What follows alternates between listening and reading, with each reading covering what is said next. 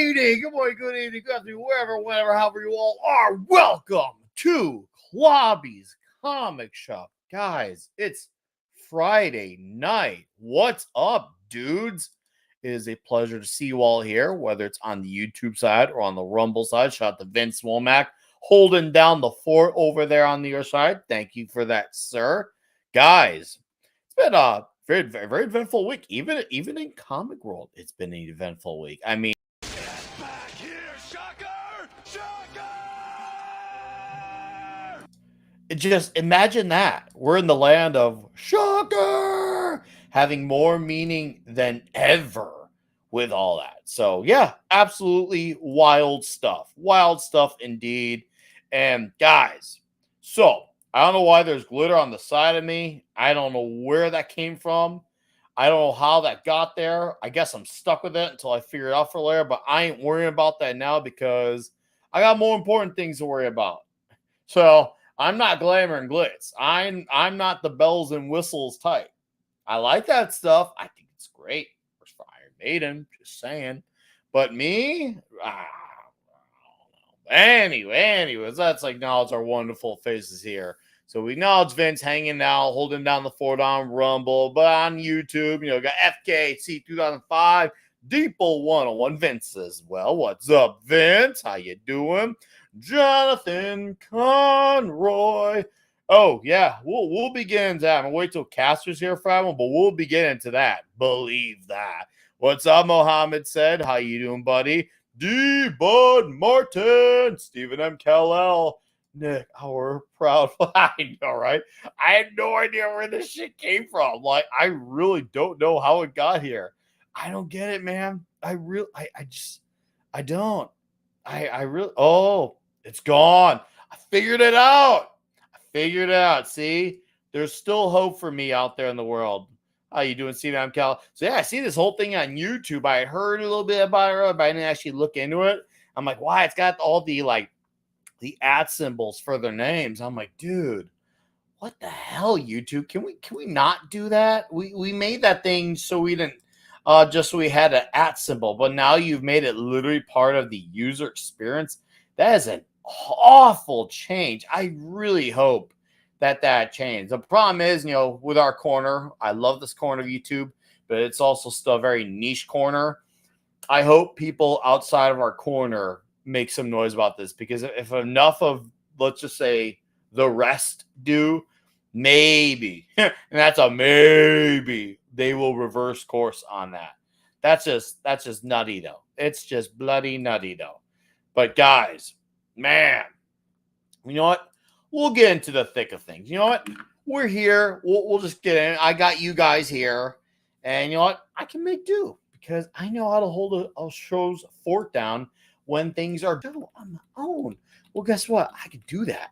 You know why? It's not just about belief. It's about confidence and knowing, what? Fuck yeah, I can do this. And so I will. I'm going to do this. So, yeah, obviously we got the news. I've been told the news today. Hear my life. Yeah, I just sang some Creed. But we're going to talk about right off the bat. Oh, look at that. Conan, Crom. Luckily, I can figure out who you guys are. Okay, I thought it was just me. Yeah, I agree. This new feed, dude, right? I hate it. But yeah, it's like some. Luckily, I'm good at remembering a lot of avatars. And when you put Crom, I already know it's Conan. So it helps. But we're gonna talk about Transformers. I was hoping for Caster, but screw it. We can always just have his second opinion, and we can do a little read along. If you guys got questions, well, I'll take your questions as they go along. We can always stop, pause, all that wonderful jazz. But yeah, so obviously it's been almost 2 years since the Energon universe unfolded. We've had Daniel Warren Johnson doing Transformers, and we always knew the day was going to come where his time up on the book was going to end. It was just an inevitability. And we're like, who's the successor? No, they better not bring in someone like Kelly Thompson. And why is it going to be something like that? Why change my name? Dude, it's doing it for all of them. It's doing it for all. It ain't just you, buddy. It's just you two being retarded, just straight up being absolutely retarded. So I have to emphasize the retardation on that. But anyways, yeah, the news came out and we have a successor to Daniel Warren Johnson. And I have had this conversation with a few people in our sphere. And some are like, oh man, I wish he did a longer run, Transformers. Oh, yeah, I get your point on that. However, for what it's worth, for this guy to do Transformers as long as he did, it's unprecedented. Because I did like a little list and I showed off a lot of the creator-owned books, Big Two books, and Daniel Warren Johnson did 5-issue Beta Ray Bill miniseries, Wonder Woman, Dead Earth, Black Label, 4 issues, the Jurassic League, 6. So that's his Big Two work. And then you factor in his creator-owned work, Extremity, 12 issues, Murder Falcon, 8 issues, Dual Power Bomb, 7 issues. It's almost like he's got a little bit of like a Mark Millar thing. He doesn't stick around even with his own creator-owned stuff for long. It's just how he is, and boom, But for him to do 2 years and give us that, and he's already made it very clear, like he really, really loves this franchise. This is something that he's really passionate about. And Transformers was a thing he stuck around for. He was supposed to do 6 issues, and I don't know if it changed from 6 to 24 or 6 to 12 to 24, but I know for sure it was at least supposed to be 6. But then I had heard rumblings of some writers who they were going to get. Nothing I could say I have like any leads to. I'm not a detective, but it seems like how that stuff turned out, nothing really came about it. Or maybe it did come about and it just wasn't a go, really. But he ended up giving us 2 years and we got 3 issues left. And our new writer is going to be Robert Kirkman. And obviously a lot of people recognize the name. Obviously he's been writing Void Rivals for 20 issues, which is also part of the Energon universe. He's also he's known for The Walking Dead. He's known for Invincible. Also for my martial arts family favorite, Firepower as well. So to me, this actually makes a lot of sense. If you're going to follow up a guy like DWJ and then have it do after so long, if you're going to bring on a writer, you want to bring on someone who's going to give people incentive to stick around. Because I think it's safe to say they saw that, Transformers is actually a book that's doing well across most American comic shops. We actually need to have someone who's going to continue to sell his book.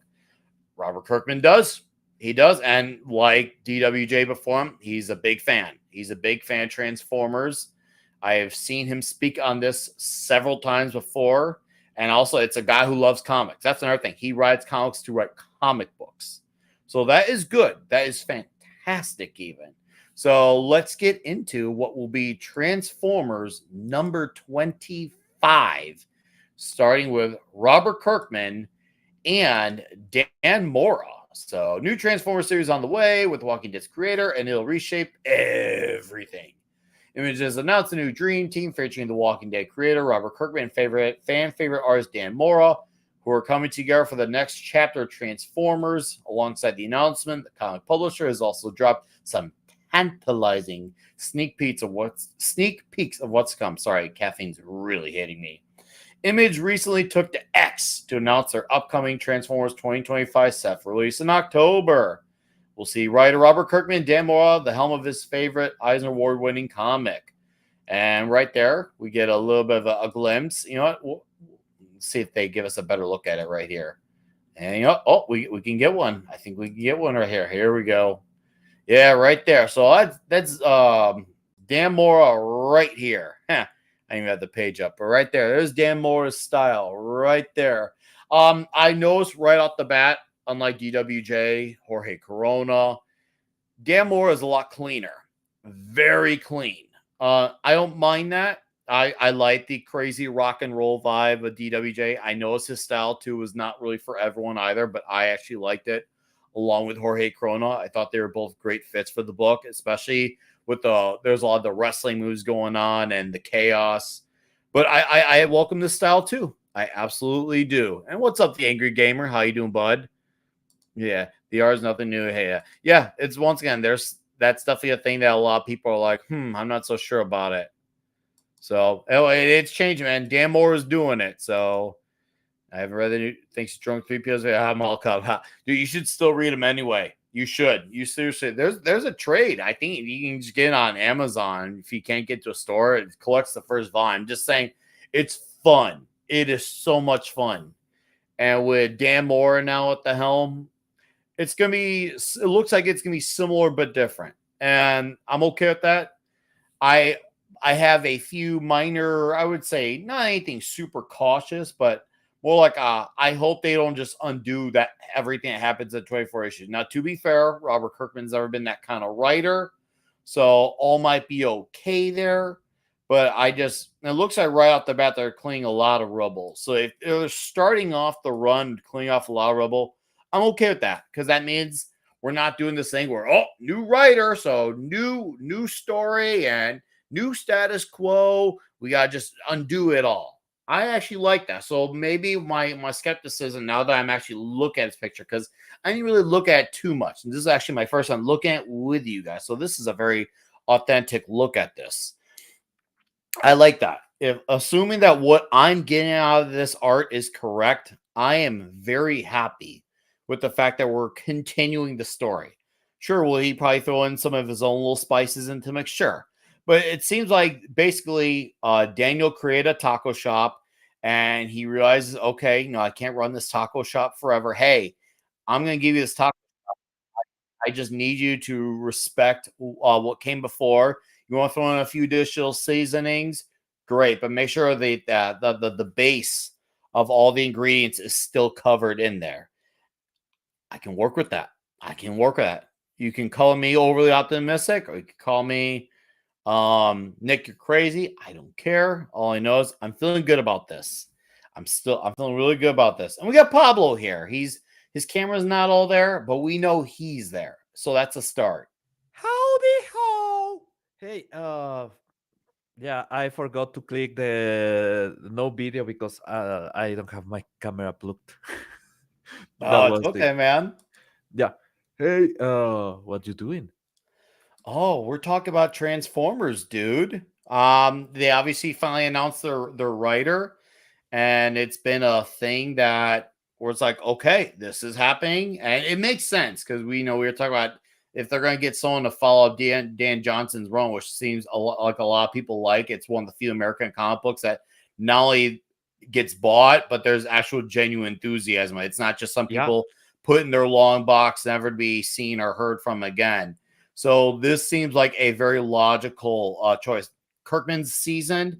He also obviously he's a veteran of comics, and he already writes Void Rivals into the Energon universe as well. So it's like, okay, so he may as well just do it, considering he's already got that book going on. What's another book for him? I think this is probably actually one of the best possible outcomes out of this. Now, have you read any of this Transformers run so far, Pablo? yeah. I have been reading a bit. Actually, I'm thinking that Mora is a right fit for that. Is I just have a hunch. They have been following a strict timeline. It's just on G.I. Joe. There's some things that is I'm not sure what's going on there because I cannot place it exactly on the timeline. It seems like it's in the future, but I don't know in which point of the future it is. Right? They haven't explained that much. But writing, yeah, art, yeah, Kirtman and Mora, excellent choices. I'm confident. Weird to say that. It's something from, well, it's Image. It's not a big house, but this weird Yeah, to it's not think that, Marvel or DC, which yeah, does help. but still being that positive about recognized name house, uh, kind of weird, but yeah. Hmm. So far they haven't disappointed. There's only Scarlet. Yeah, Scarlet is the only one that has been. That was the only one that was a freaking miss, and that was a while ago. It's already feels like a forgotten memory, like a relic of the past. Yeah, so I absolutely have no issue with whom they choose. I have no issue with what they have presented yet. Mm-hmm, I'm mm-hmm. confident. Weird Okay. to say. Current I day, know, weird to right? say. It's crazy to like have this. And remember when we were saying, "Hey, let's see how the series goes in the year," and because that's usually like the sign. Like if something even starts off good, within 6 months to a year, the other shoe will drop. We end up getting a full extra year, We and were waiting for the turn on issue 5. Didn't mhm, happen. We were waiting for the turn around issue 10 to 12. Didn't happen. mhm. I don't know if you can talk freely spoilers, but they brought back the big baddie. Oh, Uh, Megatron, yeah. Oh, oh, dude. okay. You can talk about. Okay. Yeah, they brought back Megatron. So no things are on fire. Mm-hmm. It's just great. It has been going great. Mm-hmm, mm-hmm, mm-hmm. No, it has been going great. It's awesome that I've been entertained from this series, and I have been enjoying Kirkman as well on Void Rivals, which has been a really engaging series. And no, Vince, to answer your question, he doesn't. Nothing's been said about him dropping the book. If I had to take a guess, he's probably gonna just do both. I mean, he's doing these two books, and he's also doing that Invincible spinoff, Battle Beast, which is now 2 issues in. Which Battle Beast has been great, by the way. Battle Beast has been awesome. So Kirkman is still kicking ass and still really making comics a medium of great comics and memorable, fun stories. And I'm glad that this is a guy out there who's still go out there and killing it. It's awesome that Kirkman is one of the few guys that is still out there doing this. We're not getting many of these guys, and for Kirkman to not really ever let up on the quality often, it's a rare moment. It's nice to see that this guy is really like, I want to make the best comics possible, and I'd say the love is showing through still. And I think him following up Dan will be good because, like Dan Johnson, he may not do as many like the wrestling moves. However, what he will do is have us give us a lot of action. What's up, Damajanai? How you doing, buddy? Nice to see you here, man. It's been a while since I've seen you around these parts, but cheers to Damajanai. Happy you are here. I was talking earlier to God blah blah blah. The Dark Council, one of your panelists, drunk 3PO. We were talking about his videos are for Transformers, and videos are killing it, man. Absolutely killing it. So it's nice to have some stuff to be excited about. But let's read a little bit of this, see if there's any details that we might get out of this. With Dan Johnson and Jorge Corona's legendary work on Transformers Canoe, oh no, Image Comics is ushering in a new era for the Energon universe, and that era begins with Kirkman and Mora this October. While the debut is still months away, Image hasn't left fans empty-handed. Thank you, offering another sneak peek at what's to come. We saw that. Alongside the creative team announcement, Image also revealed 4 stunning variant covers for the upcoming issues, created by Jay Lee, always a great guy, David Nakayama, Daniel Warren Johnson. Oh, look at that, right off the bat. And Kyle Nagu, I think. In addition to these badass covers, Image shared 3 textless pages from the issue, putting Mora's jaw-dropping art on full display. Though the pages contain no dialogue, Mora's visuals already tell an emotionally resonant story. Optimus Prime is shown standing amid destruction while reconstruction efforts are underway. In one powerful moment, he spots a small child in the rubble and extends a hand to help her cross. Very Optimus Prime of her. Optimus then joins RC in clearing debris before the two are called away. So, right, let's look at this. Looks like this is said by Robert Kirkman. Holy smokes, I'm writing a Transformers comic. I've been so invested in this series since the beginning. I've marveled at what DWJ and Jorge Corona have brought to some of my all-time favorite characters. When Daniel's run came to an end, I could stand on the sidelines no more. I just had to get in the ring. Oh, so we are doing the wrestling references. Okay. Hey, Cowabunga.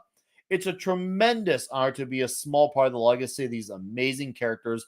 This world has been a huge part of my life for as long as I can remember. I can't wait for everyone to see what the legendary Dan Mora and I are cooking up. In addition to the early preview, the Image almost shared comments from Robert and Dan expressing their excitement about joining Transformers. Both creators spoke about their love and respect for DWJ and Jorge Corona's work on the series. knowing that they've been fans themselves. That said, they are equally thrilled to take the reins going forward.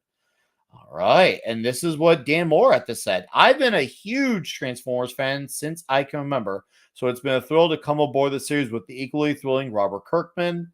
I've also been a huge fan of DWJ and Jorge Corona, and what they've done on the style has really been out of this world. I agree. Drawing my favorite Autobots and Decepticons bring me back to all the fun I had playing with them as a kid. So I hope to add my own spark to their legacy and can't wait for fans to see what Robert and I have been toying with. Oh, I see what you did there. Toying with for the Energon universe next. Let's go look at this. Let's embiggen. I'm going to embiggen this one. That's number 25, the cover. And right at the bat, Pablo. I think you and I can agree. Dan Moore's style, unlike Jorge Corona, DWJ, where they're very energetic and a little chaotic, Dan's style, you could tell right at the bat, is a lot cleaner. It's old schoolish. You have read the 2010s Transformer comics, right? That would be a negative, sir. This is my first time Okay. I've got invested in Transformers comics. Well, it's kind of the same art style, so I'm liking it. Is good for Transformers. It fits perfectly. I don't know if I prefer it. I don't think so. I think up to now, the art has been killer, so it will take a bit of time to adjust. But It's fair. It's fair. It looks Transformers. That's the thing. It looks Transformers.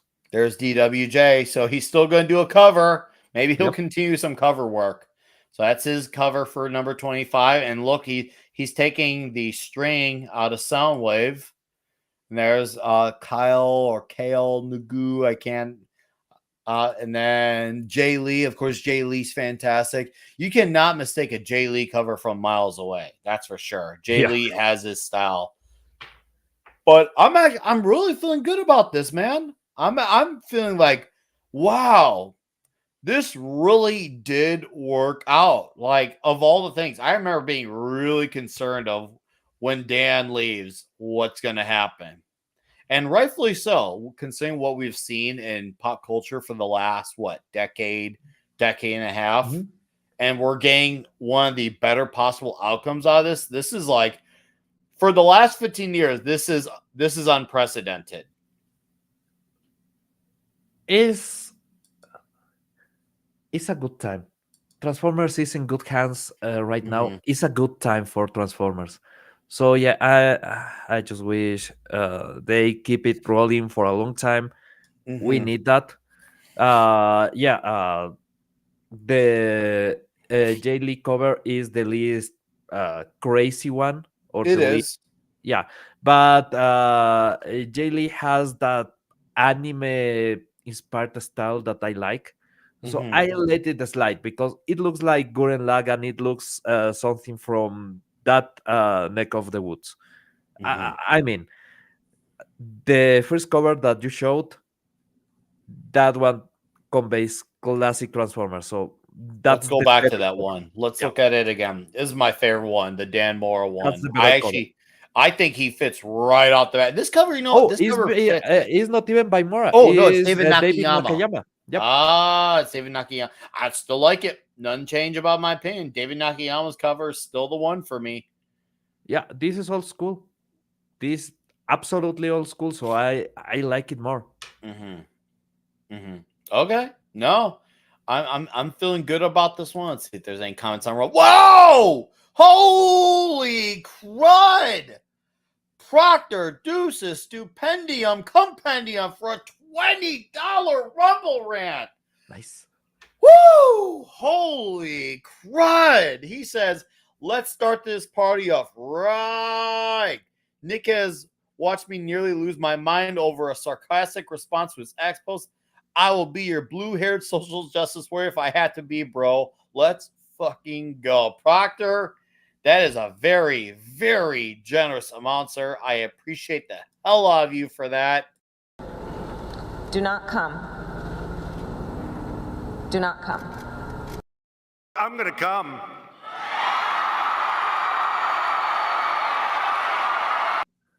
It's like winning. I don't know, man. I was banging 7-gram rocks and finishing them because that's how I roll. I have one speed, I have one gear. Go.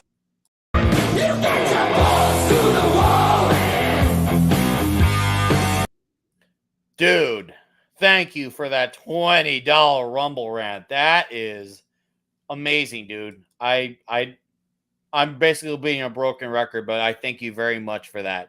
And what's up, Toback and Deeple 101 on Rumble? Great to see you, gentlemen. Here, man, the Rumble side knows how to party. There's just something about that energy there in Rumble. It's just like, hell yeah, bro. Hell yeah. So, chat. You got any final thoughts you want to say on Transformers? We feeling optimistic? We cautious? We just don't care? Hey, you can say you don't care.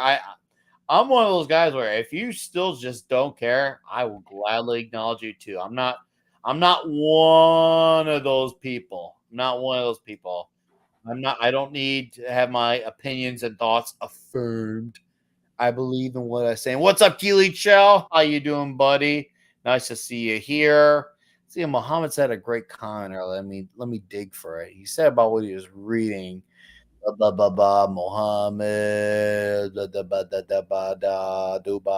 Don't mind me. I'm not speaking proper English. Yeah, Oh, wherever people issue to Darkseid, say you are powerful, but your biology betrayed. That's why I rule. Apocalypse Darkseid never rests, and his shells fall everywhere. Sounds like our man here is reading some good DC, and that's what I like to hear. Yeah, and that's a big thing. And Kirkman, I think the only time he had, from what I know, a moment where it kind of got to him was from what I've been told, the very final portions of Invincible. I've never read it, so I can't answer off of that. But I can. Firepower was it Okay. that? I've been reading Void Rivals for almost 2 years. It's been great. And Battle Beast is killer. In his Invincible cartoon started off a little bit that way, despite being very entertaining, but has gotten less of it actually as time going on. Not the other way around, as it usually gets worse as it goes on. It's gotten less as it's going on. So, Nick, let me ask you a question. me. How far I can go in spoilers that you are comfortable with Invincible?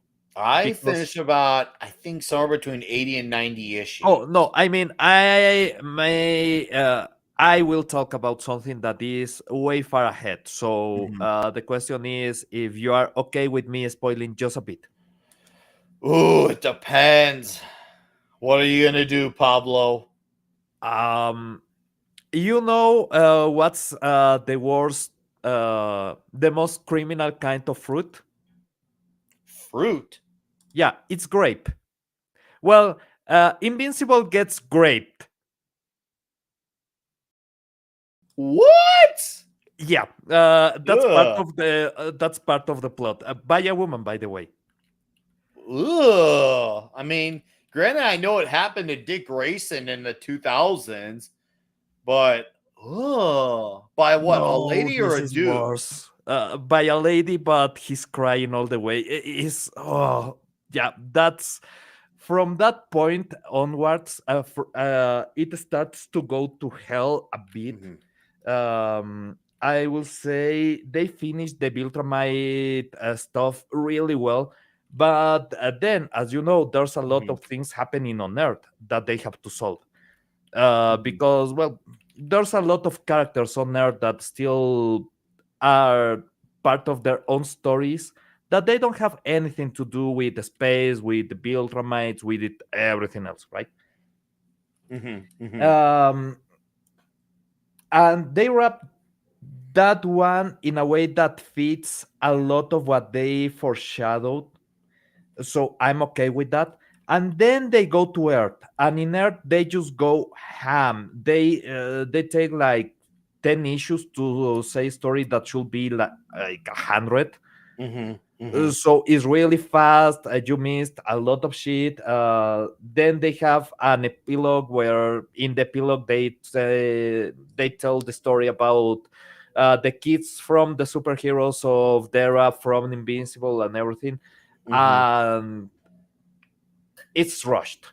is Mhm. really rushed. Mhm. They are really compressing, I think, years of story in a single issue, and it doesn't it doesn't work. Mhm. Just doesn't Mhm. work. So the ending of Invincible is really uh Disappointing, flat, disappoint- bad, it's not okay. because disappointing means that I didn't like it, and I liked a lot. It's just is Did it too go on too long? Should have ended 20, 30 issues no. sooner, 50 issues sooner? It needed 100 issues more. Whoa! That was not the comment I expected to hear, Pablo. There's a lot of good story. There's a lot with Kid Invincible. There's a lot Okay. that they can say about everything that happened in the aftermath in space, Mhm. because there's a couple of planets that, well, one of them is not even there anymore, Mhm. and Mhm. we are about to see that on the well. That depends if the full season goes nowhere, because they are adding all this Hell Arc and all these Demons Arc. I don't know if I care enough. If they didn't that, it's like 10 episodes and you get to one of the planets getting out. Mhm. Mhm.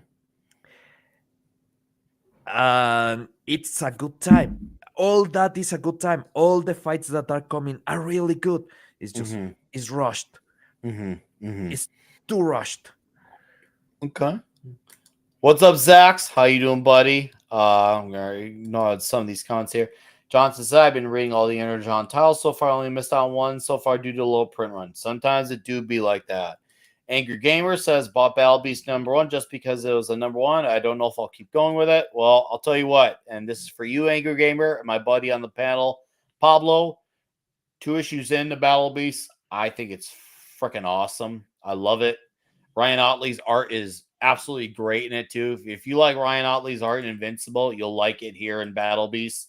It just feels like basically the band just got back together, and that's how it should feel when you're Battle reading Beast. some when you have the same writer, same penciler together again. It's so great to have the band back together, and for this book too. And dude, it is super brutal. It's funny at times too. So Oh, I'm Battle having Beast. a joy with Battle Beast 2 issues in, and it feels like we're in a great direction so far. The character on the Invincible comics and in the extended universe Mm-hmm.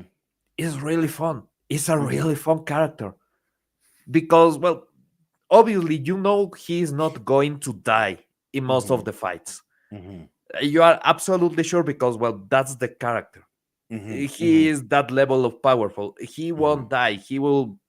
We have seen it on the series. At this point, we have seen that he's left on the cult of space, and he just survives. You just Mm-hmm. need to give him a warm cup of tea, and that's it. Mm-hmm. So they can do some really horrific, really gory things with him Mm-hmm. on the comics. Mm-hmm. If Well, the new comic is going in that vein, I it's love that brutal. character. It's brutal. It's very brutal. It's very straightforward too. Very straightforward, simple, super simple storyline. Now it could evolve and get bigger, crazier, more complex. Who knows?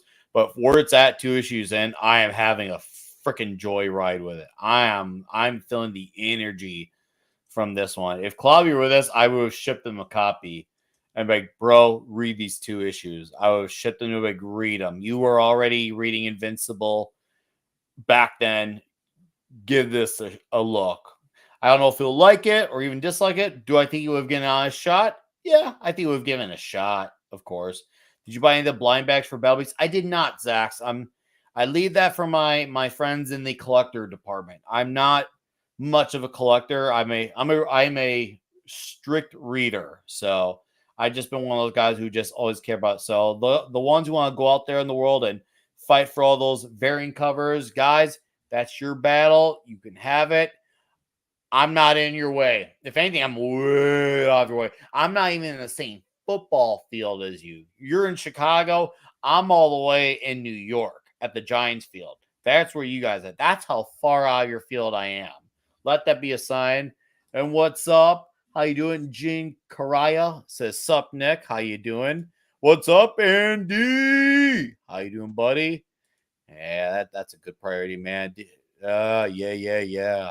I love seeing the engagement. You guys are really going off in this chat with the 10 of you. You're making it feel like it's like 20 of you in here. So keep that shit up, guys. 13 of you in here. What's up? Bruce Lombardo. How you doing, buddy? Hail, you glorious people. We have very glorious people here. And they're glorious like you, Bruce. And Vince says on Rumble, are you reading the classic TF comics too? I myself have not yet, but sometime between now and forever I will.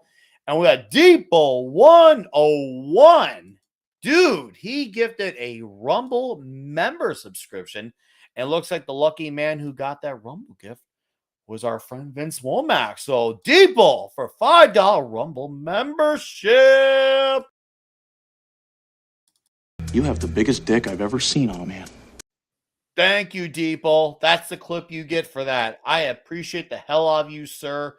Where's your Rumble link? Okay, I'm gonna put it in. I'm gonna put it in the chat. So let me go dig for it. Okay, and I'm gonna pop it in here. And I want you. Oh, look at that! Vince has got you covered already. So that's a good wrench's wrench right. That's a wrench's wrench there. I love that. I am lucky to have like a dozen decent good comics in my city, so I was able to catch up on 14 months worth of Energon universe over FCB weekend or so. Nice, dude. That's what I like to see, man. That's what I love to see. It's nice that we have like a little area around this stuff and just getting engaged with these books. And Void Rivals came out this week as well, which I really enjoyed. So once again, the timing is good. Like I'm really happy with where Void Rivals is, and it's once again almost 2 years in. And GI Joe last week was killer with the Baroness. Oh man, and that is how you do female characters right. By the way, Baroness, bro, badass assassin type, using guns, using dirty, crooked, shady methods to meet your own nefarious needs. That's exactly how you do that shit. And Mohammed said, Jack Kirby, full world hardcover is amazing. And Walter Simonson, my Thor hardcover was best buy between Odin versus Surtur and New Genesis versus Apoc. Woohoo, man. Dude. Nice. Look at that. Mohammed said he's just in the chat being legendary. Reading. Man, he's absolutely right. On that era, Kirby was on fire. Yeah. Oh, that must be Bruce on Rumble. Your buddy 75. He says, much better. Yes. Thank you for coming to the Rumble side. Thank you. I love to see that. No, dude, doing Toxic Tuesday, by the way, on Rumble exclusive is been a breath of fresh air. It's nice that we don't have to transition halfway through the show. It's also nice that we can just keep going. We don't have to worry about overlays, and we just get to not have the kid gloves on. We even had D-Bud on for our first time this week talking Val Kilmer's Real Genius, which was fantastic to talk about. And it's just been a real joy to being on that show, have it Rumble exclusive, a nice, genuine audience who likes to see that show. And we got a good crowd that transitioned over with us. You know, of course, we lost some casualties because some people just want to be on YouTube. I get it. But I'm glad with that show. We have an audience, and they're very enthusiastic. They want to be there. They're fun. They're funny. They're passionate. I'm thankful for that. I'm really lucky and fortunate that the Rumble stuff worked out in my favor as it did, because I am learning it's not worked out as well for everyone who's made the leap. So I guess you could say I am very, very lucky. And I thank you guys, whether, you know, you're in the chat just for this show or for both shows or even for that show exclusively. I am lucky that you guys helped make that transition a lot easier to get by with. So yeah. Oh, dude, no, it's a glorious time to catch up. That's the beauty of this all. It is a glorious. And then what we got here? Oh, Deeple getting another subscription. Woohoo! And then we got Bruce Lombardo, who's now a Rumble member, a monthly supporter. Dudes, guys, you guys are partying like a son of a bitch. This is like Animal House, but for Rumble. What are you lunatics doing over there, guys? I feel like is this what it feels like to be like a lady? You just get like the bills tossed at you. Like I'm a dude. Like what happened, Pablo? What's going on? There's no sense in going off half-cocked. Oh my God, the cock. Sexual discrimination. Thank you, Bruce, for being a monthly supporter, and thank you for getting. Oh my dude, what? Oh my. Dude, no! Whoa!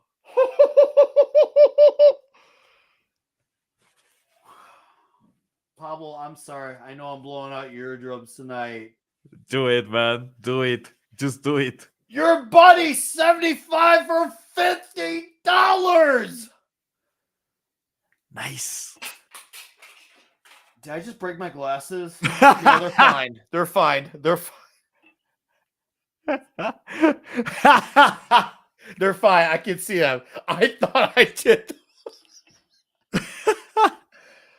Woo! For 50. And he became a monthly supporter. Nice. That's like freaking $55. He says, I'm looking at using Rumble as my primary broadcast feed once my high-level Pathfinder game ends and still to stream on YouTube and accept their suspensions. My own game just breached 75 pages of rules. Bruce, I was just happy that you were here. You did not have to send me all that money. But, dude, hold up. Bruce, this one's for you. Okay? Look at that. See that there? See that there? I have never used this ever. Ever. Because now I have to. I feel like there's like a sense of moral obligation here. I'm going to do this the one time. I don't do shots on streams. I don't. But for you to become a monthly member and then follow it up, I'm probably only going to do this like halfway because once again, I'm not a shot guy. I'm just not. Now I'll go 3/4. We'll go 3/4. That's fair. For $55, it's the least I can do. Holy shit. Pablo, I am sorry, by the way. I'm sorry that blood. No worries, man. And yes, my bottle of liquor is on the ground. Yes. What you're saying is where is he putting it? It is on the ground. Hey, man, as long as it's the bottle that is on the ground and not you, that's Yeah. when you know the bottle is empty. I told you I believed in your show, Nick. You're a good man. I'll take a shot of my own Knob Creek Whiskey Bar. Bruce, this is for you, sir. To Deeple, this is for you. Proctor Ducis Stupendium Compendium, this is for you as well. And to all of you hang out with us on Rumble and or YouTube, thank you guys. I'm probably going to look very uneasy from this. But some things are worth fighting for. Salute, guys. Salud. Woo! Oh. Hello, folks. And I'm going to chase it with whiskey and Coke. Well, you need Oh, some that actually helicopter works. to wash it out. That actually works. Chasing God damn it, whiskey it with did. whiskey and Coke actually works. What just happened? How did that just work? Man, that's hilarious. This makes no sense. But Okay. it works. It Whiskey to lower down the sensation from tequila, it does work. But the headache, it's killer next day. Well, that's why I'm going to have some of my vitamins before I go to bed. I have vitamins I use to make sure I don't give a bad hangover. God bless you. May the wings of liberty never lose a feather. I wholeheartedly agree on that statement, Bruce. Once again, Bruce, thank you, sir. Man, you guys are madmen tonight. You guys are out for vengeance. But by the way, Bruce, I never actually got to properly respond to your statement about the Rumble stuff. Dude, take the leap, man. Take the leap. Go for it. You know, Rumble is fun. And I'm starting to learn it's not working out for everyone. I have seen some complaints. Oh, I transitioned over and it's not working out as well as I thought I did. Not everything's gonna work for everyone. But if you believe in what you do, someone's gonna notice. Someone's gonna notice. Someone's gonna respond. And when someone responds, they'll respond with joy, they'll respond with enthusiasm, and they're gonna make sure you notice that. Hell yeah. Will take care of itself from there, Bruce. Take the leap, my friend. Trust me, I was nervous too. I was nervous, because it's one of those we all respond to things where there's uncertainty because we don't know what's on the other side of it. But doing that was such a great choice. It really was, and I'm glad I did. And trust me, it kind of freaked me out. I had a last minute holy shit, is this right? Fuck it, just do it. Just do your best and hopefully everything works out. And it did. And what's up, Grim? How you doing, buddy? Nice to see you here. You miss a legendary moment. My first shot on stream in 2-3 years. I'm not a shots guy. So I'm happy that you guys got to witness a historical moment, and it got chased by whiskey. And says it with another $2. Bruce, I love what I do, and my hobby is fun enough where YouTube steps on my toes when I do it on hardcore mode. Rumble has been good to me. They've tried harder than Team YouTube. Oh, I love to hear that. And thank you for the Rumble. You don't have to do that, dude. Seriously, I'm just happy you're here. And I know I say that a lot, but it's true. I do mean that. There are times where these shows have no super chats or Rumble rant. There are times. And then there's times like these, which is luckily in my case, quite a bit of it, but I don't do it for that. I do it because it's a fucking good time having you guys here. I got 10 of you on YouTube. I got 10 of you on Rumble. I love the good times, man. I love the good times. That's why we need shows like this, so we can have good times and more of them. Sorry, I try to bug Jay, Drunk 3PO, getting him on so we could talk to Transformers about what. Speaking of, have you watched his videos, Pablo, on Transformers? I haven't. You Is should. he enjoying the Transformer comics? So I'll be very brief with you. So I talked to him privately, and I don't know if he's open about it or if he's closed about it, but he had just mentioned, it feels good to be talking about something like this. And I was like, okay. And what I got out of this is maybe he just got burnt out. My guess is my interpretation of it is he probably is just burnt out from talking about, let's just say, Star Wars. And I know he's always been a Transformers guy. And for him to be taking this leap into it, too, he's done the first 7 or 8 issues, individual issue reviews of each issue. And they're good, man. That dude knows his Autobots. He knows his Decepticon. And, I've never read this stuff prior to Energon U. I look at what he does, Mike. He is a freaking expert at this shit, man. He talks about like a pro. His videos don't just look good because they're all really well, beautifully edited. He tells a story very well with this. And I think that helps because he's so knowledgeable on Transformers the way that he is. It makes such a difference. Man, I'm really glad he found something that is good that he can enjoy, because I will tell you, I'm kinda in the same spot. This past, I will say, almost 3 months, I have been avoiding a lot of the new stuff. The only thing that I watch, because I still felt the obligation. I didn't knew that Andre will not go as ham on it as he could actually. Was Andor, and I enjoyed Andor. I enjoyed the second season. First 4 episodes are slow as hell, are really slow, are really terrible. Then there's a payoff. I think it's episode 6 or 7 that is just absolute perfection. Is a moment that is actually well done, is good cinema, is shot well. Mm-hmm. Everything is a payoff from the whole series that it just hits hard. It's great. Mm-hmm. I have no intention of watching anything else. And I mean anything else. I have been watching Tulsa King, Yellowstone. I'm watching back Malcolm in the Middle. May watch My Name is Earl again because it's a great series.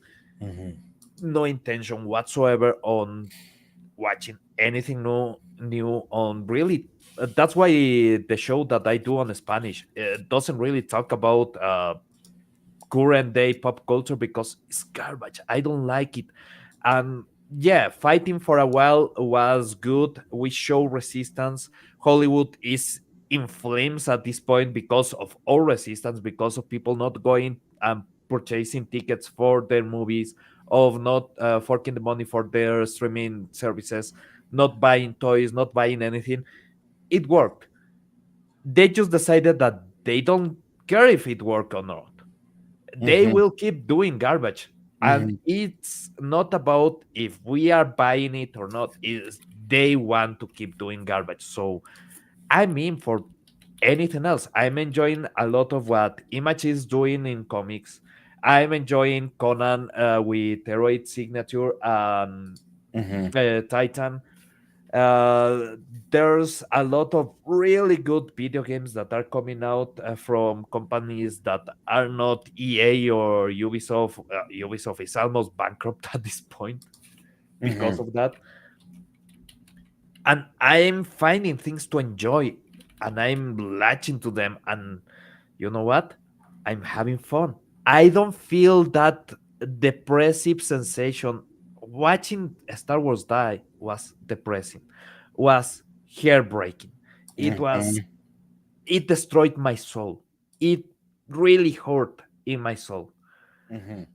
No, I'm just enjoying life. And I miss Star Wars, but at this point, I don't care, man. I still have how many years to live.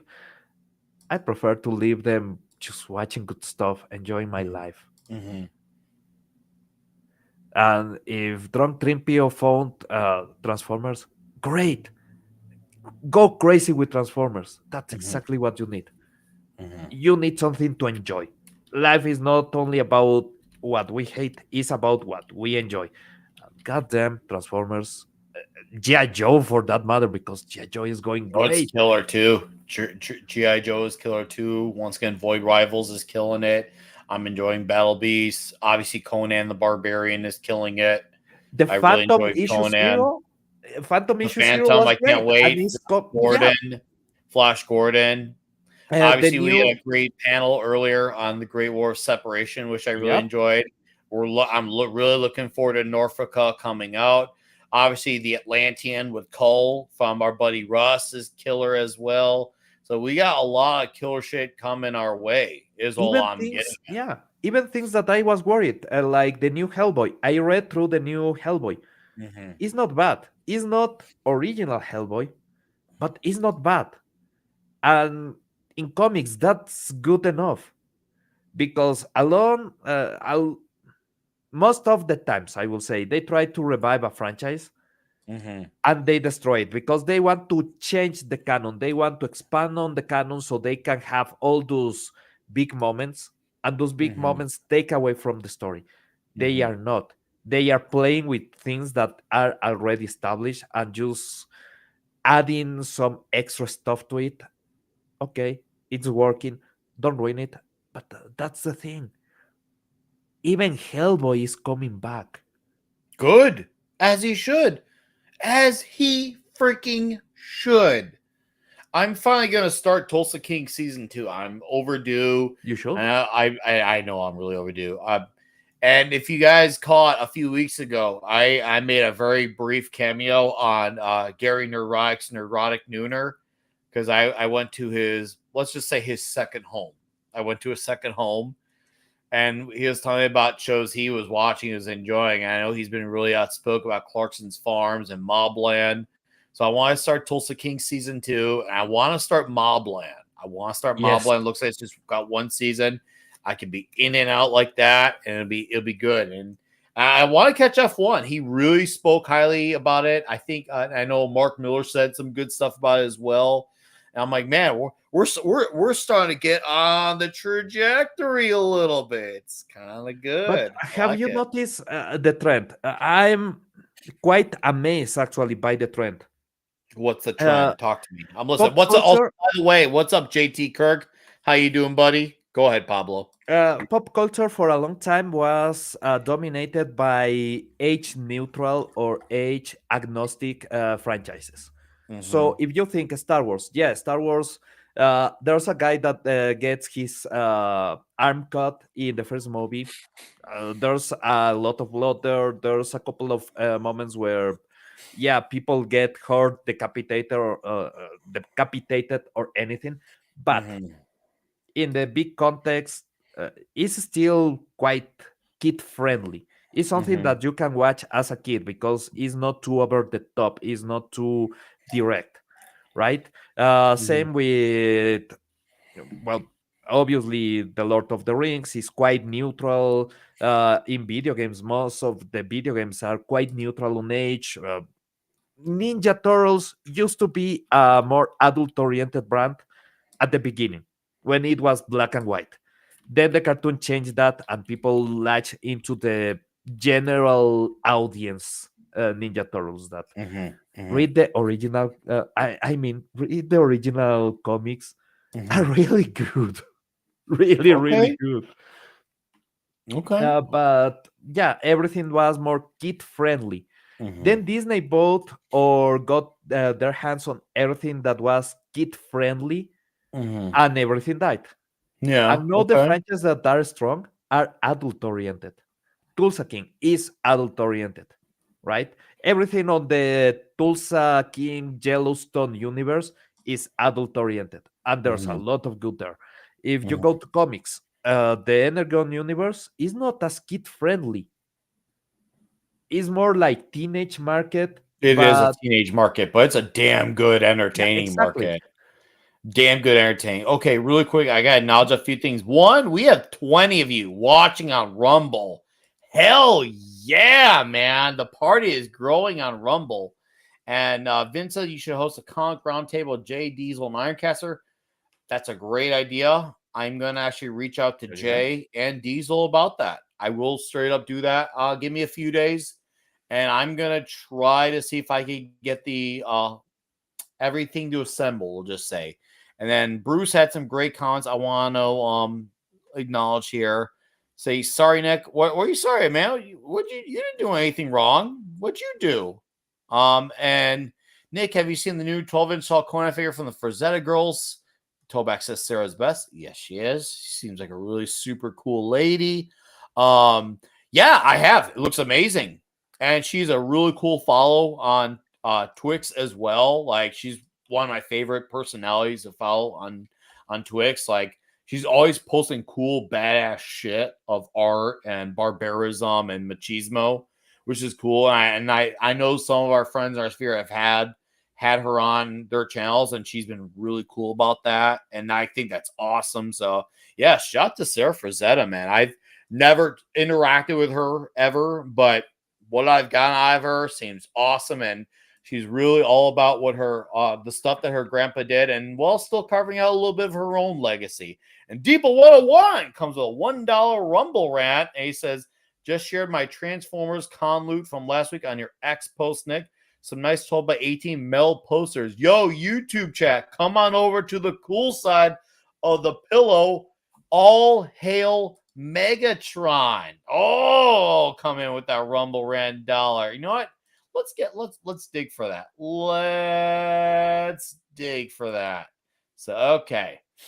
So I see you got your theme, Pablo. I just gotta acknowledge this from our Deeple here, frequent supporter of the channel. The least we could do is show off the goods. So, dude, that looks nice. Oh, that looks nice. So I scored a couple of Transformers metallic posters at the local board game con last week. I was hoping to find more goodies, but all I found was it. That's all you found were these badass posters. That's all, though. That, no big deal. Just some sweet badass posters. Those do look badass. Though. Seriously, look at Megatron, dude. Starscream, the Devastator, dude. Come on, that is nice. Oh, we got both sides of the equation too, dude.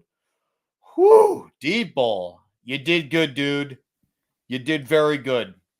I am proud of thee. Okay, let's Nick. right there. Ooh, that's beautiful. You're like, where is it, Nick? Show us. There it is, right there. Right there. There's the Autobots. Now watch.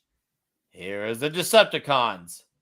Woo! Really, really nice. Oh, man, that is glory be. Glory be.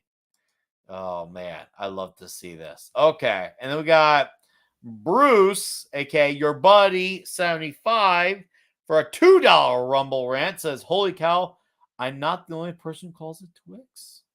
I guess that makes two of us, Bruce. I guess that makes two of us. Thank you for the $2 Rumble rant. And let's look into some Frank Frazetta art because, well, there's never such thing as a bad time to look at Frank Frazetta art. No, you mentioned the name Frazetta, and instantly I remember I wanted to show this while they were actually on sale because now you can no longer get them.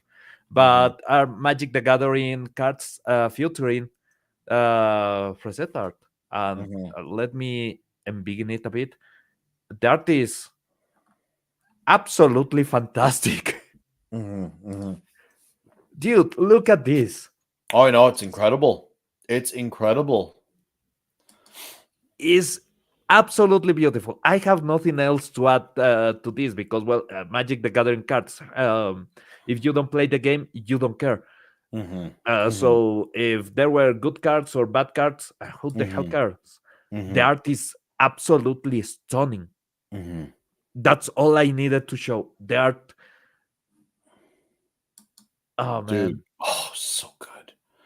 So good. Oh, dude, that is just freaking glory, man. Wow. Dude, this is something that you will see on a mural on a really crazy badass just, I don't want to say drug layer, but yeah, it's a heavy metal drug layer.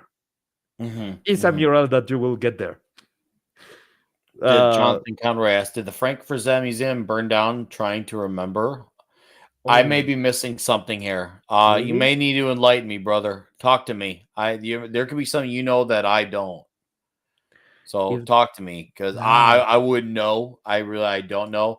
By the way, Pa, if you don't follow Sarah, you absolutely should. Seriously, she's posting badass art and shit all the time. It's great. She's definitely one of the let's just say the industry pros who's a fun follow the same way someone like Rob Liefeld would be, or the same way Jim Steranko or Mark Miller be.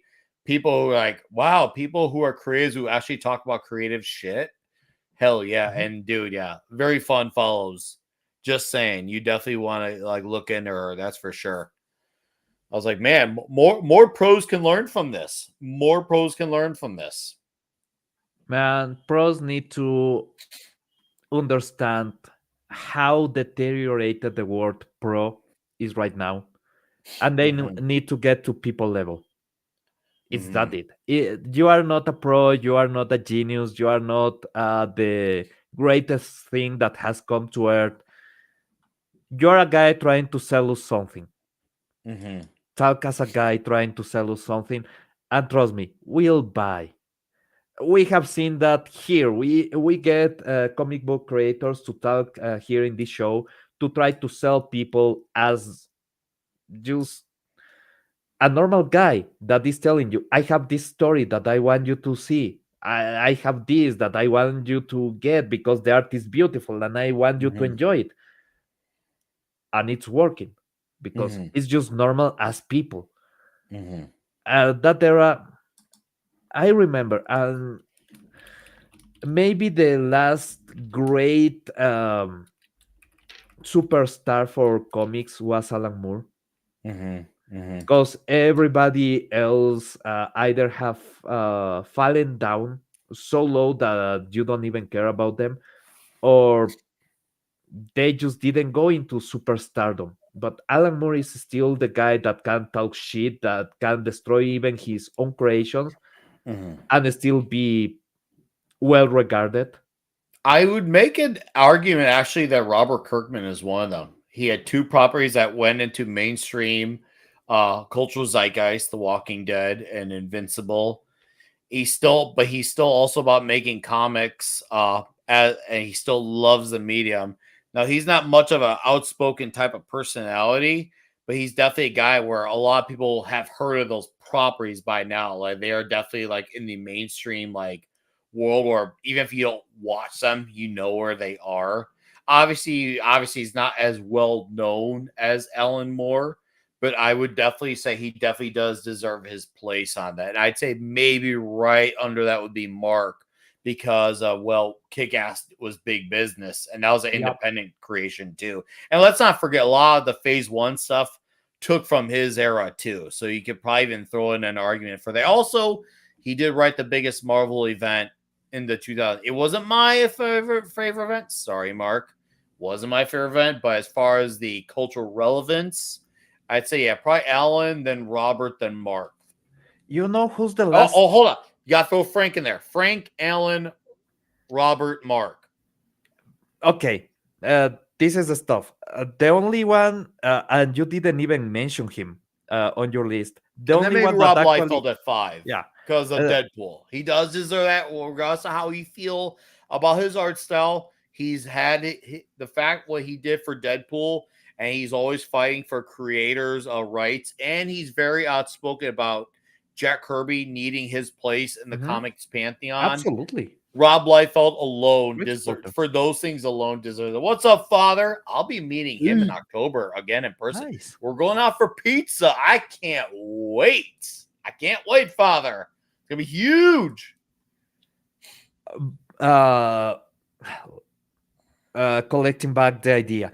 The only person that has actually tried to go into superstardom and become that superstar, that rock star on comics is CBS, Ethan Van Sciver. The only issue is that he got kicked out on the best moment of his attempt of superstardom.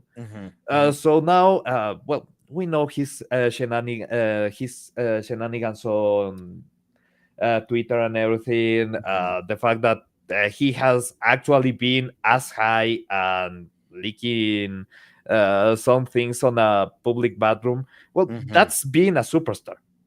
That I used to would be say the if you're gonna superstar throw way. that to the equation, then you gotta throw in Jeff Johns because they were co-creators on that essential Green Lantern run, and that Green Lantern run straight up resurrected Hal Jordan, and it redeemed Hal Jordan. It brought Clobby back to DC.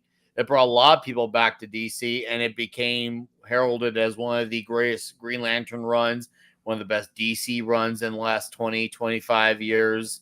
I mean, yeah, he's a guy I don't care to pay attention to ever going forward. But will I always love his Green Lantern stuff? Of course I will. It doesn't change what he did in the past. That Green Lantern stuff was phenomenal. Absolutely. Absolutely. I would agree on that. And by the way, the Rumble chat is, guys, the Rumble chat is a freaking rock concert. Just saying. Just saying. If you haven't had incentive, now's the time to add Rumble to here. So I'm just saying, because Rumble is rocking it. Toback and Bruce and Theater and Vince, TZ. Guys are being straight up rock stars. Thank you guys, by the way. I love seeing that activeness on the alternative platform. Anyways, we're gonna transition over. I was really hoping we'd get some Ironcaster here, but maybe he's just got some stuff going on. So we're just gonna talk about this topic because, well, it's a bit of a doozy. And when it's a bit of a doozy, we gotta talk about it. So, guys, this news is about to be as shocking as snow being white, about as shocking as Nick liking whiskey, and about as shocking as Rachel Zegler is a bitch. Oh. Titan has not received payments from Diamond Comics. Stops supplying. I know this is not the ideal website, but because this is the first website that got it, Gotta grab it from here. Titan has not received any more payments from Diamond, and so has announced it will no longer supply to Diamond. Titan said, like many publishers, Titan Comics has not received payment from Diamond in some time. Those are the key words there. Some time. We are not currently fulfilling orders through Diamond. Titan Comics, which is one of Diamond's exclusive publishers until days ago, is now available from Lunar Distribution. I don't know yet how this affects Diamond UK, which has tried its best to stay separate from this, but has not always succeeded. But Titan says for those who switch from Diamond to Lunar, they will make extra copies available. Holy shit-asaurus. Yeah, everything else doesn't look fairly relevant, but dude, I know this is not surprising, but this is just more of like a damn, Diamond, we had low expectations for you, but holy fuck, man. How bad do you have to be? And what's up, JTM Rumble? Seriously, how bad do you have to be? Think about this. Just analyzing it basically. Titan let themselves be scammed by Diamond, as well as a lot of other companies. Diamond was extending huge credit lines to stores. They were propping a lot of bad comics because they wanted the brand. And guess what? Money has to come from somewhere. If people are in debt with you, I know they are trying to unload that debt into other people or even with the main companies, with Disney and such, because well, they are creditors. That's money that needs to come from somewhere. Yeah, no, it does need to come from somewhere.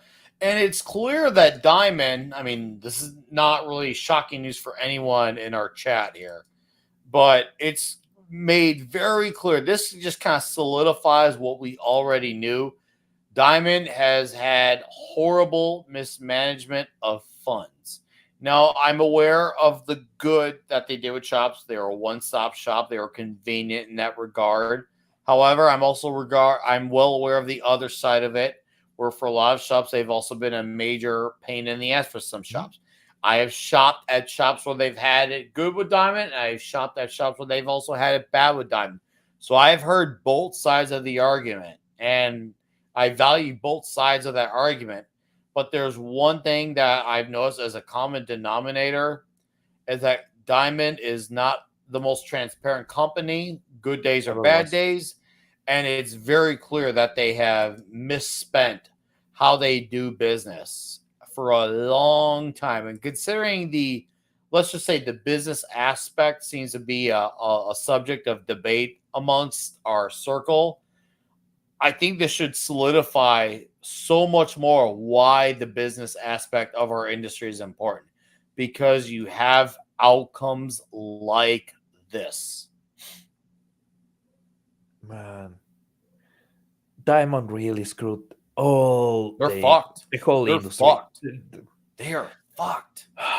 It's not only they are fucked, because I don't care if Diamond goes belly up. I actually am really glad that Diamond is going belly up because they fucked the industry.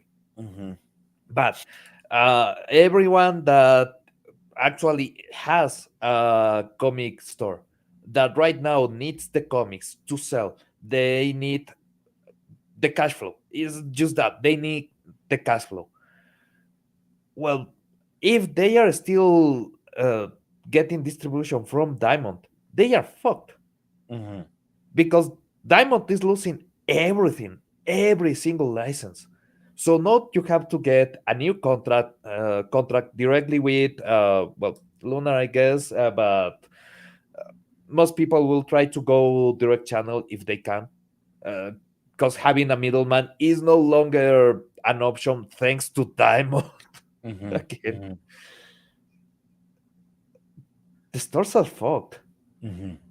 Comic book stores are fucked. And that's unfortunate because there's a lot of great shops out there that seem to be doing okay. And they seem to be doing, like, let's just say, slightly better. I'm not sure if you saw the latest roundtable, the retailer roundtable, and the guys were mentioning how, yeah, diamonds had their problems, and obviously that's still a problem. Mhm. The good news is, though, like, even though I'm not reading the Absolute Universe at all from DC, I don't care to, and I don't think I ever will. It has definitely benefited those shops, and somehow DC's Absolute Universe success was also from what I'm hearing from these retailers, is kicking Marvel's Ultimate Universe revivals ass to a point where some people are even checking out Marvel books because they're enjoying what they're getting from DC and saying, "Oh, hey, what are these other publishers like?" So Marvel is having a small uptick just because of DC's success, Are and we in that the small 80s? uptick has really kind of carried over to the other companies for their books for the indies as well. So Marvel is in a position where they're so bad. Not only do they not have much to no buzz with any of their books, but what little buzz they have is, I wouldn't call it buzz. We'll just call it bump. What little bump they have is because of DC's slightly added success. Man, this brings me flashbacks to the 80s, to the 90s. It's actually it's a cycle. It's quite cyclical, the way that people migrate from DC and Marvel. Mm-hmm. Because it's just Marvel is doing things terrible, they migrate to DC. DC starts to make things terrible, they migrate back to Marvel. Mm-hmm. Mm-hmm. The only issue is normally you have a good title on Marvel or on DC that people can migrate to. Mm-hmm. I don't. I have heard a lot of good things about current titles. I just don't want to try them. Mm-hmm. Mm-hmm. Why will I? Why will I give them the chance to bore me again? No, there's no reason for them to burn you again, ever. Full stop, ever. Yeah, so I am just not even trying.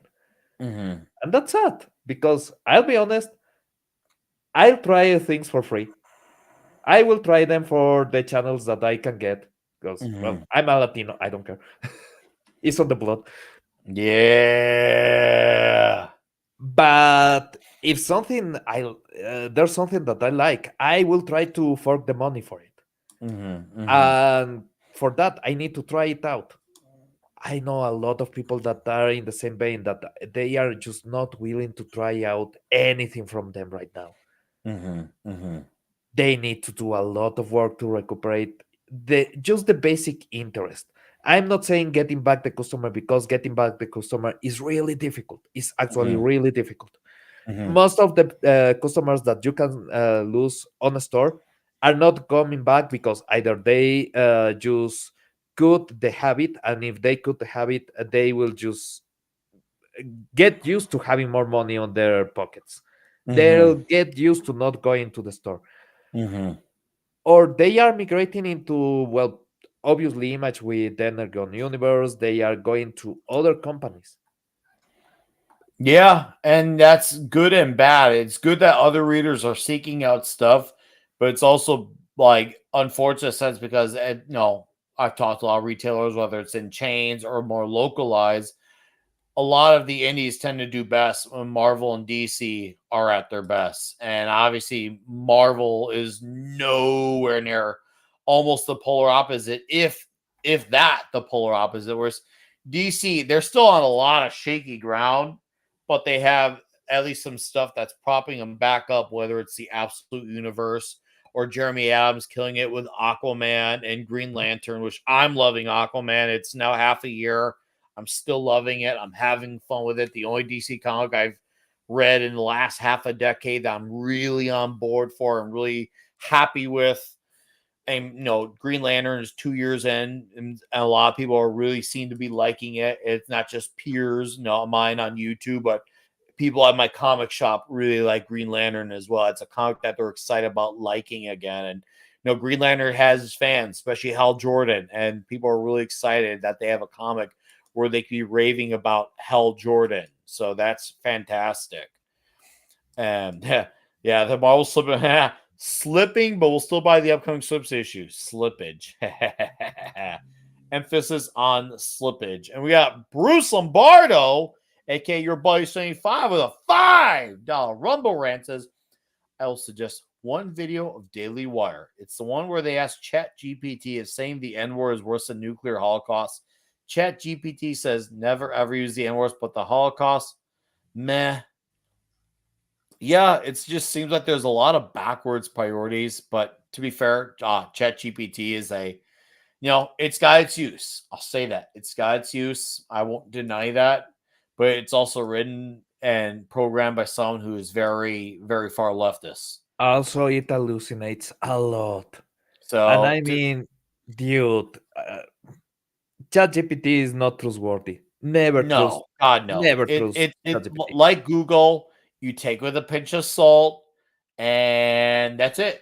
Does it? But you don't treat it as it's the be all end all. This is the word of all things. This is the one thing that's always right. There's nothing that's unquestionable. So, all others are trained on drumroll Reddit. Yeah, no, that's true.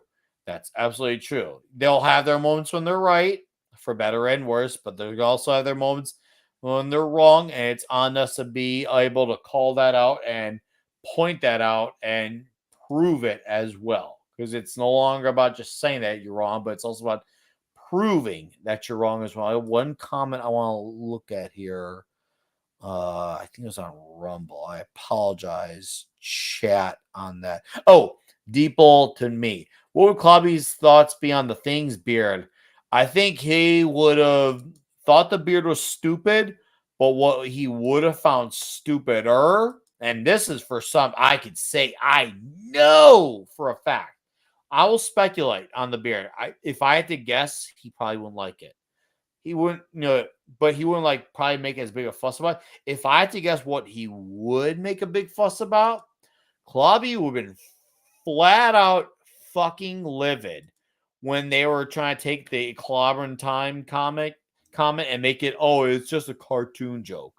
Because as I said on Midnight's Edge After Dark last night, it's like they're trying to say, we don't actually say that stuff because, that's we don't say stuff. This stuff needs to be taken seriously. That's kid stuff. That's what I got out of that cartoon comment. Did you see that preview for that, Pablo? I'm not going to watch the movie, but I saw that shit. I'm like, fuck that shit, man. I'm not gonna give my money. It ain't even just about the money. I mean, this is something a lot of people aren't pointing out. What about the time? Sure, you go about sailing the high seas or seeing at the theater without spending money, freebie, whatever. Guess what? There's still the time aspect. Leave it to Nerdrotic. Leave it to the Critical Drinker. Yep. They'll do a great job roasting it. I'll happily watch those videos. I will watch them, and that's great. I have no desire to see that shit. My time is more valuable than my money when it comes to that shit. Fuck First Steps. I'm not going to see it. There's no desire. Besides, I have so much Earth shit I can enjoy and talk about with you and our other buddies on YouTube and Rumble. So why the fuck would I do that? Why? Unless Android tells me directly that I have to watch it. Well, she doesn't seem to be that type. Yeah. Well, there's a couple of times where it has been necessary because I have to watch the thing that I'm making the video of. Mhm. I need to be able to go into that scene that Android is describing, getting the screenshot. So I have to watch. I'm in the obligation of watching the stuff that I'm making the videos of. But sometimes you can just get images from the trailer. Just do that because the movie is so unimportant that you don't care. I hope this is the case because I have seen, only that Galactus shot. There's a Galactus shot going around that I liked. Everything else. Galactus looks great. Just because the movie looks like trash does mean certain aspects of it don't look good. I said that the song the main theme song that they're showing at the trailers, I think is damn good. It reminds me of a time when movies would come out and there was a song that was really attached to trailers in the movie that when people hear the movie, oh yeah, that movie that has that, and they would hum the lyrics or sing the lyrics. That song is a really good orchestral, catchy, hooky song. It's great. It's strong. It's got a good ring to it. It's memorable as soon as you hear it. It stands out. But except it's with the wrong movie. It's the right song with the wrong movie. And I hate that because I like it. It's a good song.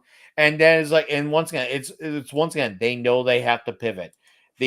Okay, well, we can't make them all super duper DEI, but we're gonna get Galactus right. So we're gonna try to have our cake and eat it too. They're gonna My try to get dude, some things right, but then they're also gonna fuck up other things worse to balance the equation out. They think that they could still try to get both audiences in there, and they're gonna ultimately get almost nobody out of this. you said exactly the thing about this movie.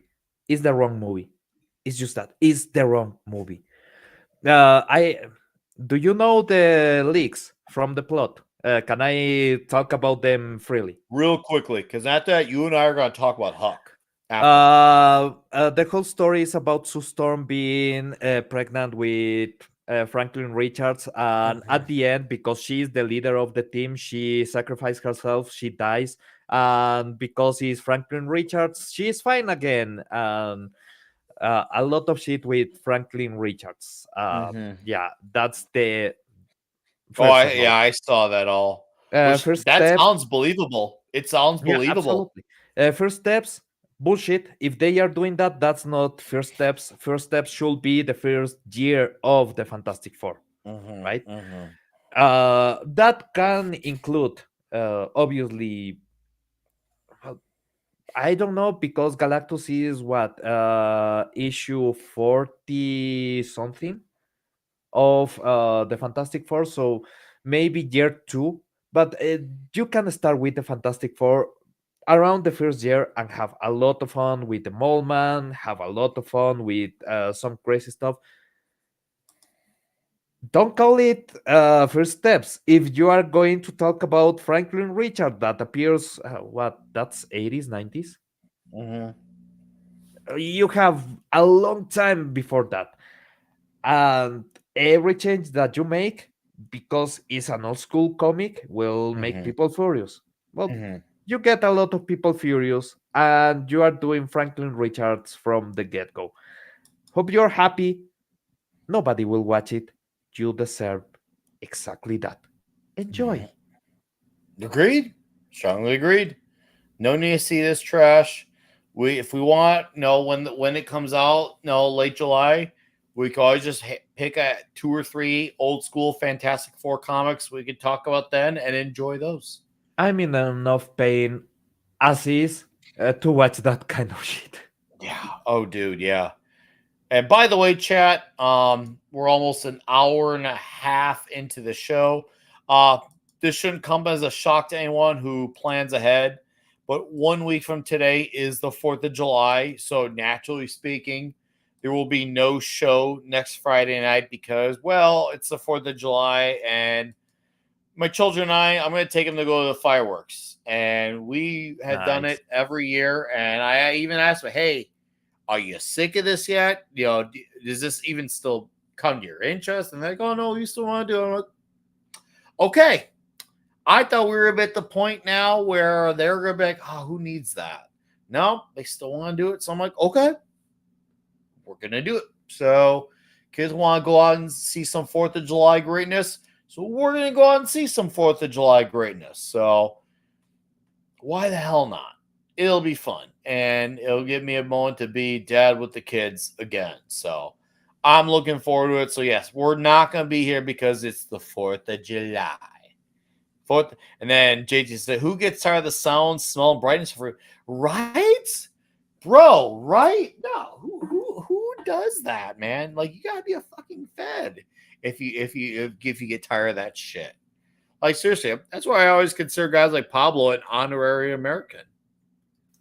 Man, In my eyes, you are an honorary one. I grew up with the old school image of America, and I love that image of America. When my grandfather used to have friends on America because Uh-huh. of everything that he did, and he will talk about, well, a guy that is a rancher, that is full on a cowboy, Mhm. and well, that's it. That's the image that I have from America. That's the main story that comes from to my mind when I think about something from America. Is just Mhm. a cowboy. Is, yeah, maybe a stereotype, but it's a cool stereotype. Oh, damn It's, right. it's Also, Latino crazy America awesome. is hugely associated with America too. That's another thing too. So I feel like you also get the extra pass for the honorary because Latino America is highly affiliated with North America. I mean, a lot of people who come here come from Latin America and they embrace it as well. They blend in well with it. It's almost synonymous Yeah, in a weird way. It's almost like you're like a first cousin type of thing in a way. So I love it. Like my dad, he works at Social Security. He helped a family get Social Security when they got into the country legally. He helped them get their Social Security set up, and they end up opening a Mexican restaurant. And they end up being so successful that they actually had to make a second location. And now they got two successful locations going. So yeah, I once remember. from from South America, they come out here and they make shit happen. They'll succeed, man, and they do. Yeah, They straight up do. It's just, and that happens in recent times. They're doing that shit. I'm not talking 2010. I'm talking 2020s. This shit is happening. man, I remember when I was a kid Mm-hmm. that if you were buying something, you Uh-huh. will ask where is made, and if they told you is from the US, that's a deal. You just Oh buy it yeah, because it meant quality. It meant the best. built to last.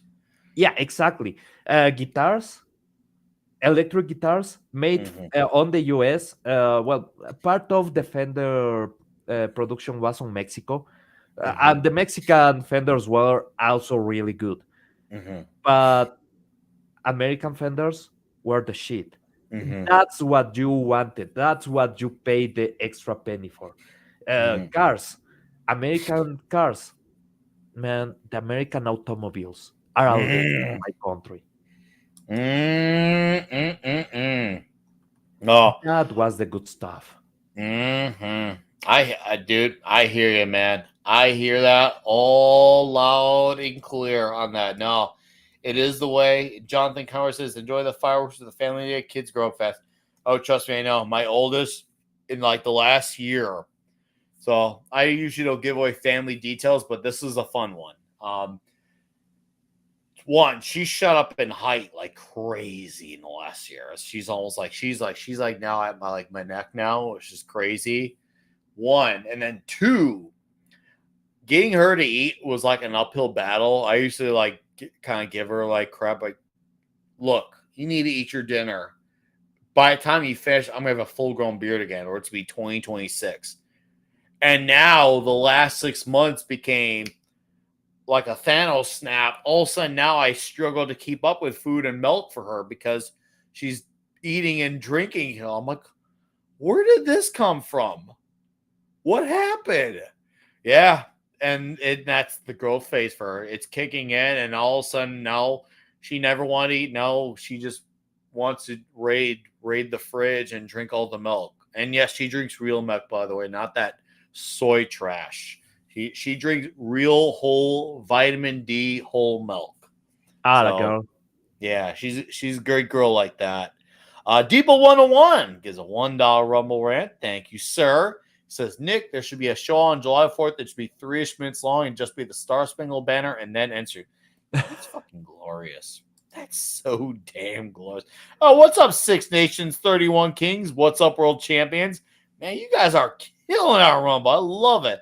The hanger was real with your eldest, Nick. Yeah, no, it really did get real. Like, it would be once again, getting her to eat anything was like tough. And now all of a sudden, like if I get like a burger from Portillo's, like a double cheeseburger from Portillo's or Culver's, she's gonna freaking eviscerate that shit. Eviscerate that shit. I'm like, once again, I don't know where it came from. Evisceration of the burgers. Now I never thought in my life I'd be saying a term like that, evisceration of the burgers. Yet here I am. It's a thing, and I've witnessed her eviscerate. So okay. So Pablo, Yep. you read Huck, Big Bad World #2, right? Oh, yep. Dude, what a damn good issue. It was a crazy twist. I will say, can we go into spoilers or not? We're going balls to the wall deep Oh, perfect. on The whole this one, dude. I mean, we'll probably take 10, 15 minutes and then we'll call it a night. But dude, what I got the black and white, by the way, and nice. what a damn issue this was for Mark Miller and Raphael Albuquerque. Dude, take it away with your thoughts. At the beginning, I think they are presenting us with the bad guy, with this killer that is relentless, that is absolutely the perfect killing machine. So, okay, how is Huck going to defeat the bad guy? Because we haven't really seen Huck going as a superhero fighting the bad guy. Mm-hmm. And we just get a scene of that. Huck appears, throws him, actually goes with him through the window, fall into a car. He slams the guy into a wall. Mm-hmm. And then there's the plot twist. Well, I'm just killing because I'm trying to save my daughter's life. It was really damn good. So the whole issue is about saving you, not about stopping you. Oh, fuck is great. It is fuck is great. Freaking great, man. Seriously, like 2 issues in, and I'm like, fuck. This may already be one of my favorite Middle World series in the last few years.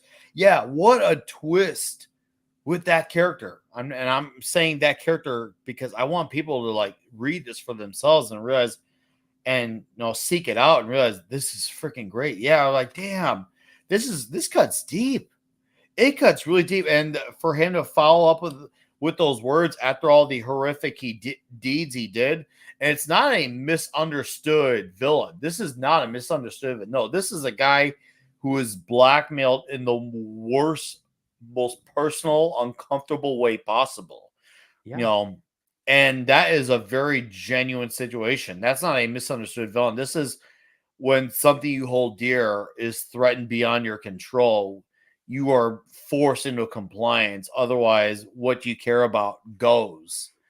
And it feels very real in that moment. What you feel, it's one of those rare characters where like, wow, I actually do feel sympathy for that type of character, even though he's not truly a villain, but what he's coerced into, it's deep. Yeah, And but Buck's also, actions to help him out, incredibly heartfelt, and then the engagement that they have after, dude. and the resolution, that's the part that blew me away. The resolution, again, Huck doesn't really get, other than that scene, doesn't really get superhero time. He just No. gets common normal guy hero time. And Keep I talking. love I'm that. just gonna show off some sweet pages, by the way. Keep talking. Man, the art is mind-blowingly great on this issue. Because Agreed. obviously you don't get that much action, and you are in a page that is full of action, Mhm. but you don't really get that much action, at least on percentage. Spread. Yeah, most is this kind of pages that have a lot of dialogue and a good way of showing you the world as it is.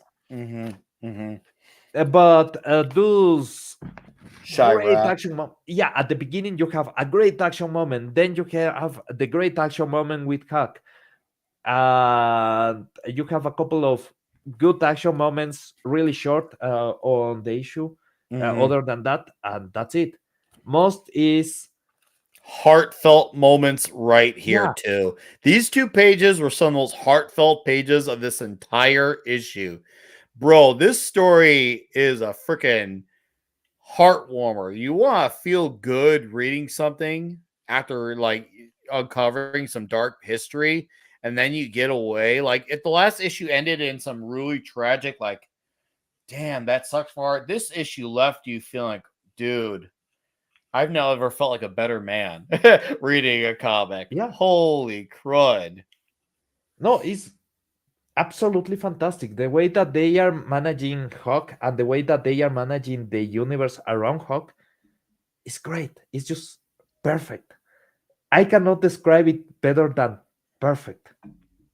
It was a seriously an incredible issue. And Raphael's art too, by the way. I see Oh, Jonathan Carr said the art looks like incredible. he stepped up. He was already great. He already was. He was already fantastic. But he really upped his game. I love his art in this. Like, I talk about a lot of art that I like, and there's fewer that I talk about where I love it. And he killed it. He really is a great fit. And I'm not one of those guys. I don't mind if there's an art style change as long as it makes sense. But I'm glad Raphael Albuquerque stuck around for this one. I'm really happy that he did.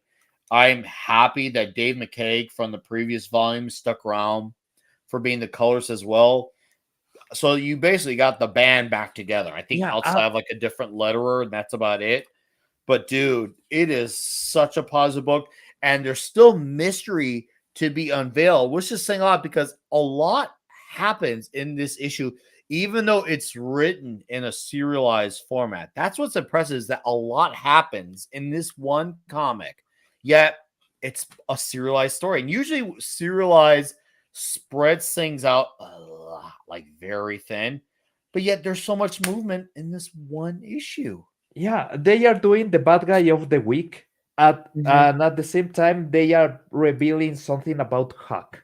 They just Mm-hmm. don't tell you exactly everything. They Mm-hmm. left a lot of mystery, but also Albuquerque has this really silly smile on Huck Mm-hmm. that I think is really impossible to replicate by other artists Mm-hmm. because it's innocent, it's pure, it's Mm-hmm. joyful. So that face needs to be preserved. And I don't know if there's many artists that can follow that. Most artists try to make more of a macho featured man. And this is just a silly looking guy. I love that. I love that part. Mm-hmm. And the contrast with the quote unquote bad guy from this issue that looks somber, looks really sleek. He's effective. It's great. Before he lets out his confession, he's very dangerously effective. Yeah, especially with the illumination that they have on the shots of his face. A Mm-hmm. part of his face is always shadowy. There's always this deep contrast. So Mm-hmm. you know the guy is serious business. He is scary business.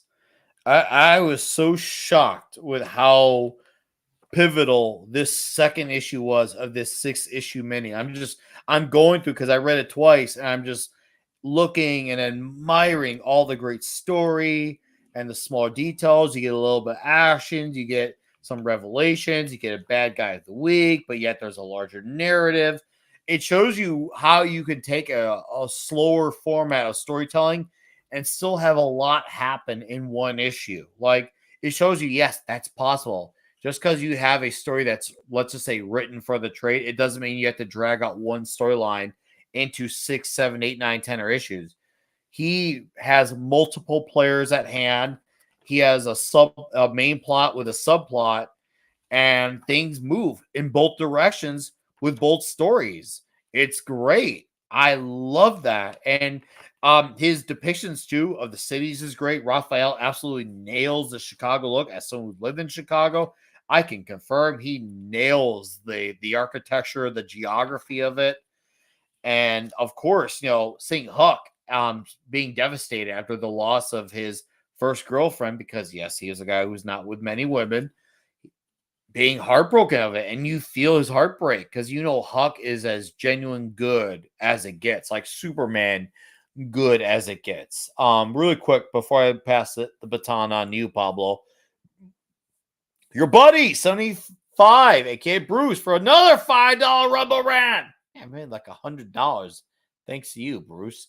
Dudes, I need some prayers for my little twin. 6 Nations, 31 Kings has been through the ringer this last 3 days, and just a healing touch would be awesome. Also, Bruce, Shit, come man. on, man. You don't have to do that. I would have just done that for charity, dude. You have the biggest dick I've ever seen on a man. That time, I heard you coming. It's the least I could do for you, Bruce. Thank you, and thanks for your patience, bud. Sorry, me and Pablo are really immersed in the Huck conversation that I couldn't get to it right away. But Pablo, go ahead and carry on. No, man, it's just that they are following the story in a great way. Before I do that, I hope the dude having a kid sick, it sucks ass. Oh, dude, Fucking this story, sucks. like it definitely hit close to home. Like saying what happens when there's a child whose life is on the line and there's a father who's affected by it. Oh, dude, it's scary. It's scary. Like that shit. Like when you're a dad, it makes you think very differently when you see stories like this. Yeah, exactly. You feel this is something that I have been noticing a lot lately. When I was a kid, I saw those stories about the parents dying or the kids dying, and I was like, this is too much drama. It didn't connect with me. No, I feel it a lot because I feel the worry, the preoccupation, the weight of those relationships, and the just that feeling of you don't want to lose them. That yeah, when you are a kid, you are carefree, you don't really understand that. But now this kind of shit hits me really hard, and they are playing straight into those strings all the time, and I mean all the time. It's heavy, is really intentional. Today, most artists avoid the intentionality of just making you feel something if it's not something that is, let's say, LGBT or whatnot. Then they try to add drama, but it's just that drama. No, this feels, you feel that, well, I will do exactly the same. Yeah, killing is bad, but it's my child. So, well, I guess people have to go. That line, that moment of realizing that you will be evil because that's the only thing that you can do to preserve something that is more important than anything in this world. Yeah, I understand it now. And they played so good in this issue. So good. Agreed. Strongly agreed. Yeah, I must say, in the last year, 2 years, even I'd say maybe since Big Game in 2023. I mean, just off these 2 issues, this is already my favorite Miller World story, or even nominal. Let's just say because Vatican City, it's not been officially confirmed. If it has, I missed the memo on it. And then you factor in the upcoming Psychic Sam, which is a current Kickstarter campaign. We'll just say written by Mark Miller, whether it's Miller World or out of Miller World. This is already my favorite story in the last 2, maybe even 3 years. And that's saying a lot, considering Big Game was kick ass, Nemesis Reloaded, Nemesis Rogues Gallery, like Nightclub 2 is phenomenal, absolutely phenomenal. But Huck, Big Bad World, 2 issues in, 4 more to go, and 10 years later, it has been worth the wait. I'm so happy this has worked out the way that it did because it had every right not to. I mean, when you do sequels to stuff like this, it's risky. It's very risky. And yet here we are with a story with the same writer, penciler, colorist, same continuity, picking up, many moons later, and it Not just even that. It's just a feels few like they months. never lost a step. Oh, you mean in real life? Because in the comic, it's just a couple of months, Yes. and that's why they can still keep a lot of Huck intact. Mhm. They don't have to explain why he changed. He changed, It's right? a little bit at their big Yeah, game, is my assumption. A little bit at their big game. it's working. It's working. Hmm. Don't stop. I want more. If they can keep, I know it's a limited series. If they can keep coming with a good Huck stories, I mean, I'm just saying, I love the character. I love this world. I love the resolution. I love that this is not the comic about Huck becoming a superhero. It's about Huck being Huck. And Hmm. great. Just great. Yeah, I can't wait till next month when we're talking issue number 3 in mid to late July. I can't wait. And with that ending too, it looks like it's going to be a doozy. July 23rd, Huck Big Bad World number 3. Here, I'm just going to show this off once again. Look at that killer cover. It looks like this is going to be where we get a little deep conspiratorial right here. Some undercover type of black market type of shit. When you look at that screams some experimental guinea pig lab rat type of shit. I can't wait. Somehow I disagree. Oh, Okay, look at the go on. setting. Go back to the page. Look at the setting. It looks like a morgue, right? Yes. She is doing something to revive the corpses. Are they Is she? corpses? Or are they, well, back being human? Because, there's a huge difference between just reanimating and reviving. Mm-hmm. So, and because of the way that things went in this issue, Mm-hmm. I'm willing to, rather than willing, I'm inclined to think that they are going to misdirect us with covers that make us think that there's evil in that scene. Mm-hmm. And I'm starting to think how this can be the other way. Maybe that was the intention of this issue, of issue Mm-hmm. 2, Mm-hmm. because they gave you that twist. Maybe that twist is the formula. Maybe we shouldn't be so eager to call everybody a bad guy in this. I'm just saying Mm-hmm. that. Maybe I'm wrong. Maybe, yeah, it's a bad woman that is turning everybody into zombie, or she's dealing with the organs. As far as I know, that's possible. Mm-hmm. But Mm-hmm. because of the way that Hulk has been unfolding, I'm willing to think about of a more hopeful alternative for the next issue. Mm-hmm. Mm-hmm.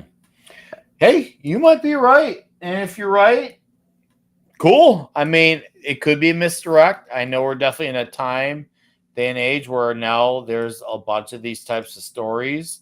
And if it is that, okay, great, awesome. But yeah, it definitely gives me something to speculate about. I'll put it that way. It Yeah. gives me something to speculate about. It gives you something to think about.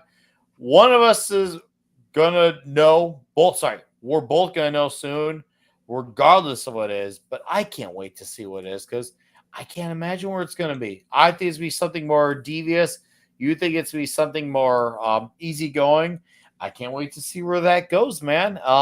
But that said, though, I think it's safe to say for our final thoughts, this issue is a fucking home run, man. Yeah. Man, great issue. Perfect issue.